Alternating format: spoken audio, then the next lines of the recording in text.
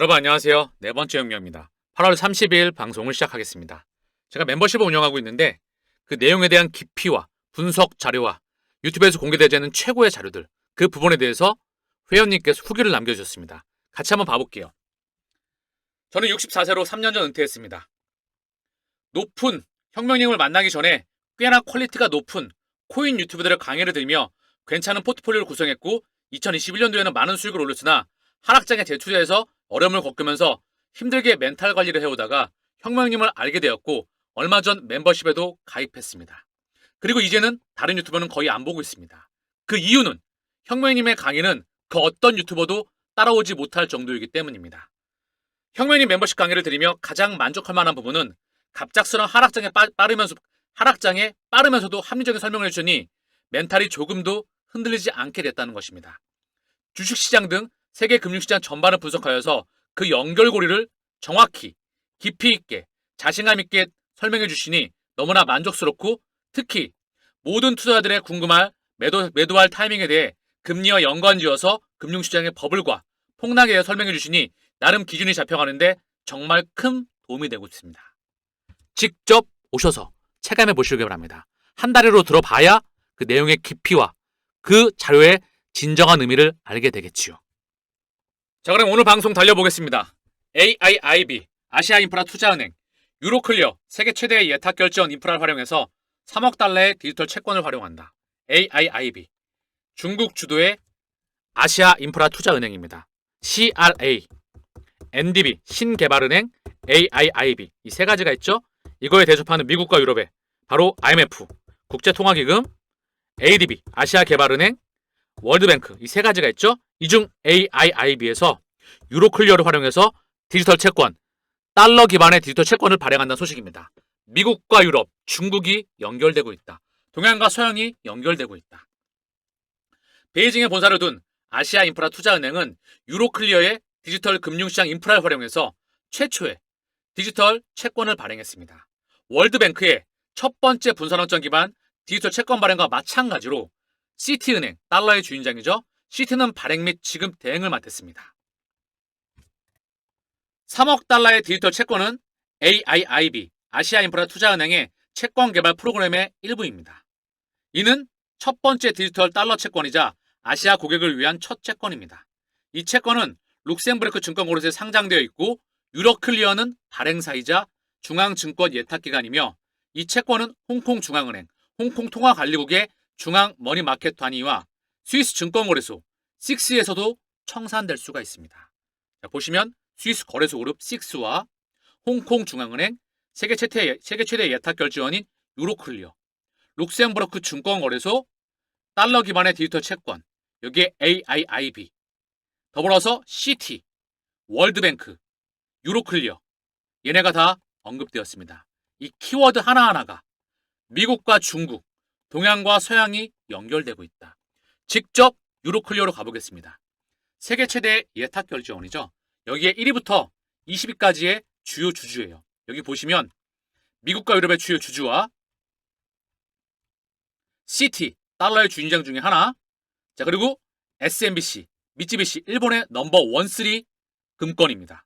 자 그러면서 소시에테 제너럴, 런던 증권 거래소 그룹, 여기가 다시 한번 FTSE, 그레이스켈과의 연관성을 볼 수가 있겠죠. 여기 지수를 만들었습니다. 자 그러면서 여기 5위에 주요 주주의 구리 아쿠아 인베스트먼트가 보이시죠? 여기가 어디냐면 중국 국가펀드의 외환 보유고를 이용한 펀드예요. 중국 유로클리어의 5번째 큰 주주로 부상하였다. 외환 보유액 투자를 위해서 중앙은행 국가펀드 최소 5년 이상 지분을 보유한다. 외환 보유고에 투자하는 중국의 주요 국가펀드가 세계 최대 규모의 예탁결제원인 유로클리어의 5번째 주주로 떠올랐습니다. 자, 그럼 감이 오시겠죠? 지금 보시는 화면은 새로운 금융의 국제 표준입니다. 데이터가 이동해 나가는 토큰과 코인이 CBDC와 NFT와 RWA가 이동해 나가는 새로운 금융의 국제 표준인 ISO 20022입니다. 여기에 바로 유로클리어가 포진되어 있다는 거. 세계 최대 예탁결제원인 유로클리어가 왜 여기 들어가고 있는지, 미국 최대 예탁결제원인 DTC가 여기 왜 들어가는지, 여기에 왜 리플렛이 이제 들어가는지, 스위프트와 왜 공존하고 있는지 우리는 답을 찾을 수가 있습니다. 그러면서 비자와 마스터카드가 공존하고 있다. 여기에 모잘루프와 함께 다시 한번 유럽중앙은행과 그리고 영란은행이 전 세계 정부와 BIS 국제결제은행과 함께 포진하고 있습니다. 이쯤 되면 감이 오시죠. 오늘 또한 정말 중요한 이슈가 나오는 겁니다. 유로클리어를 활용해서 아시아인프라 투자은행이 달러 기반의 디지털 채권을 발행했다. 여기에 홍콩 중앙은행과 그리고 스위스 거래소 그룹인 식스 얘네가 참여했다. 그럼 답은 나온 겁니다. 아시겠죠? 이미 설계 구도가 끝이 나 있고 그 인프라망이 확장해 나가고 있다. 동양과 서양이 연결되고 있다. 그리고 어제 리플의 은행 파트너의 농업은행, 중국의 5대 국유은행과 함께 베이징은행이 포함되었다. 모습을 물밑에서 서서히 물 위로 드러나가고 있습니다. 설계 구도가 인프라망이 미친 듯이 확장해 나가고 있는 거죠. 그럼에도 불구하고 아니 근데 가격 호재가 나왔는데 가격이 이 모양이야. XRP와 리플은 단순한 호재에 움직이지가 않죠. 오랜 시간 동안 에너지를 응축해 왔죠. 그럼 뭐죠? 그들이 끌어올리고 싶을 때 가격은 상승이 아닌 폭발이 예정돼 있습니다. 진정한 이 값어치를 아직도 모르겠습니까? 모르면 그냥 다른 거 투자하십시오. 호재에 즉각 반영하는 그걸 찾아서 투자하면 좋겠네. 비트코인, 이더리움, XRP, 코인의 대장입니다. 더불어 섹터의 대장 코인들을 모아간다면 이 문명의 새로운 통화 시스템의 주인으로 우리는 등장하겠지요. 비밀의 문으로 들어갈 수 있는 1%의 그런 문의 열쇠입니다. 여러분은 왜 코인 시장에 투자하십니까? 단순하게 돈을 벌기 위해서. 맞죠? 돈을 벌려면 고기 잡는 방법을 알아야 됩니다. 방법을 알기 위해선 원인을 이해해야 되죠. 원인을 이해한다면 과거와 현재를 직시할 수 있습니다. 그 기반 아래서 미래를 통찰하고 예측할 수가 있다는 거. 코인 시장에 투자하는 근본적인 이유는 뭘까요? 통화 시스템 한계와 수명을 다했습니다. 금리 유가 환율의 시대가 끝나가고 있죠. 직접 보시지요. 보시면 페더럴 리저브, 그 유명한 연준의 대차 대조표입니다. 제로금리로도 안 되니까 2008년도에 연준의 대차 대조표가 굉장히 건전했어. 이때는 굉장히 1조 달러도 안 됐던 것 같죠? 건전했다가 지금은 4.2조 달러에서 9조 달러까지 육박했다가 8조 달러로 살짝 내려와 있죠. 이게 뭘까요? 제로금리로, 금리로도 안 되니까 달러를 찍어서 미국 국채와 MBS, 주택 모기지 저당 증권이라고 하는 파생 상품을 매입하였습니다. 미 국채는 괜찮죠. 전 세계 외환 보유고의 압도적인 1위였으니까 이것 또한 달러의 힘을 빼고 있어. 미 국채의 힘을 빼고 있습니다. 미국, 중국과 일본이 말입니다. 어쨌든 중요한 건 달러를 찍어서 파생 상품을 매입하였다. 제로금리와 함께 이미 통화 시스템이 수명을 다했다는 것을 의미하죠.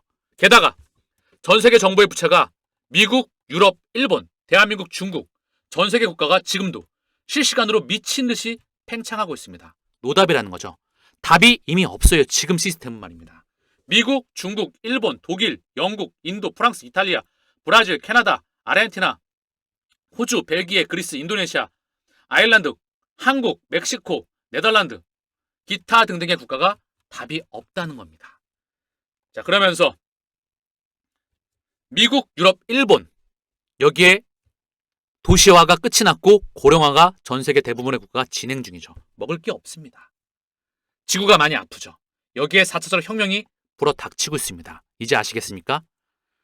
이 시장은 메가 팽창하는 시장이자 우리에게 생존과 성공을 담보로 할 수 있는 반드시 1% 안에 들어가야 되는 그런 시장입니다.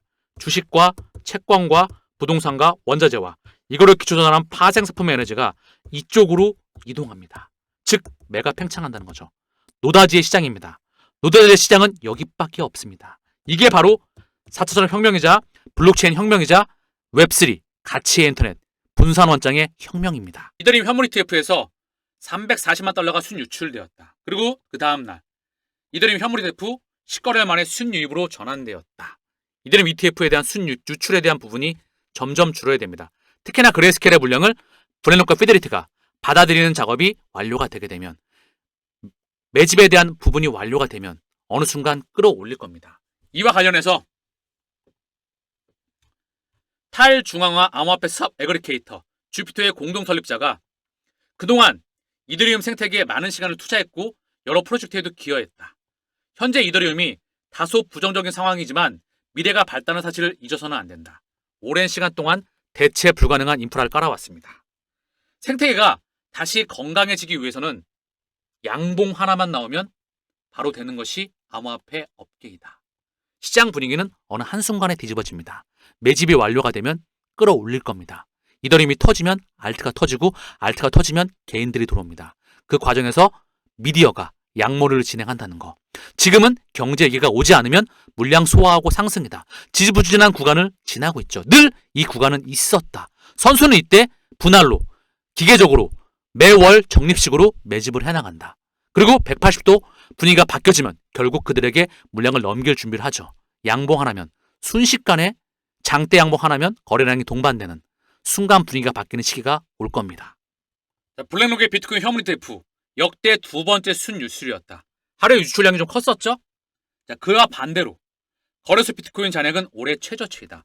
매도 압력은 감소하고 있다. 비트코인 또한 마찬가지입니다. 에너지 응축 기간과 손바뀜과 함께 매집이 완료가 되면 어느 일정 기간에 끌어올릴 겁니다. 시장의 버블은 예정되어 있다. 비트코인의 현재 시간 저녁 8시입니다. 8,090만 원 언저리죠. 단기 박스권 여기 바닥을 지나고 있습니다. 상당히 지지부진하다는 거. 그러나 말씀을 드렸습니다. 여기 물량을 소화하고 저는 간다고 보고 있죠.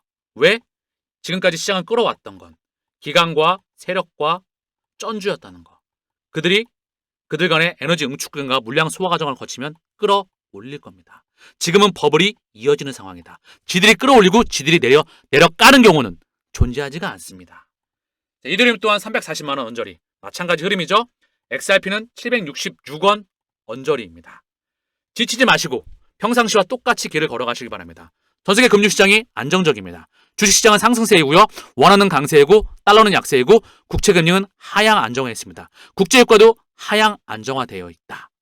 이 가운데 에너지의 축이 유동성으로 코인 시장만 스프링처럼 다가올 시기를 평상시와 똑같이 걸어가면서 기다리면 됩니다. 편안한 주말 보내시길 바라겠고요. 지금 말씀드렸던 고기 잡는 방법, 근본적인 원리, 전세계 부채에 대한 노답, 금리, 유가, 환율, 통화 시스템, 여기와 함께 4차 산업혁명, 이 부분들에 대한 얘기가 멤버십에서 진행됩니다. 제대로 오셔서 직접 들어보시길 바랍니다. 한 달에 들어야 제대로 알 수가 있겠지요. 자, 오늘 방송은 여기서 마치겠습니다. 감사합니다.